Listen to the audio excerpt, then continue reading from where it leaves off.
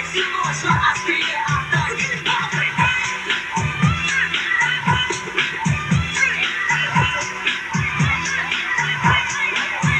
Если хулиган пытается тебя достать, дразнить, злить, придавить и обижать, ты не должен кричать всему гад, ты не должен выключить свои ботинки или лучше шутки про сторону. Здесь я хочу тебе помочь в голову. Просто что, негодяй от тебя отстань, скажи ему. Заколебал ты, рано утром покинул свой дом, а вернулся, когда опять светало за окном. Его любимый отец смело мне не сказал, но в сердце должна не клянись, что это последний раз было. Пошли глаза, и улыбка и ты приятная типа, типа очень устал, и делай все, как я тебе сказал. Ты не против? Бей на поражение, на поддержание и продвижение. Заколебал ты,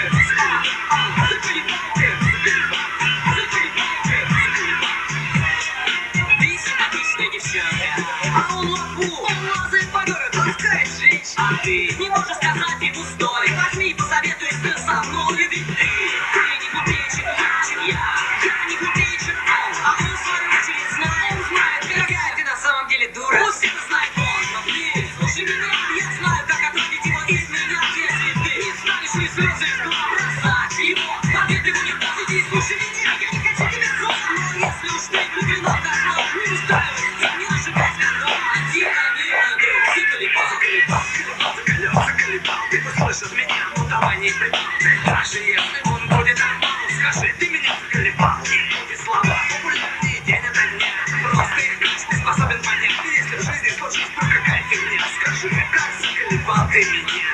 Весь день по городу мотался, стоп, ты головой заколебался, не бритый головой, усталый, злой, но весьма довольный собой, ты забрал.